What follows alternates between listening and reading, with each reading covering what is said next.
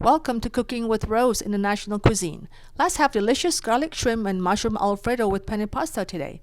Freeze your frame for the ingredients or check the link below for the full recipe. First, in a large pot, boil 12 cups of water to cook pasta. Season shrimp with garlic, paprika, salt, and pepper. Then saute shrimp until just cooked through, set aside. Saute onions, garlic, and mushrooms until tender. Add white wine, let the alcohol reduce, then add cayenne pepper and nutmeg. Pour in heavy cream, shrimp stock, stir and gently simmer for 2 minutes. In the meantime, add penne pasta into boiling water. Back to the sauce, add cheese, green onions, shrimp, and simmer for 2 more minutes. When pasta is done, drain and shake off excess water and transfer onto a serving dish. Generously smother your pasta with creamy shrimp Alfredo sauce. Garnish with parsley, cherry tomatoes, and red pepper flakes. Enjoy! If you like my video, please subscribe and leave comments. Thank you for watching. Peace, love, and see you soon.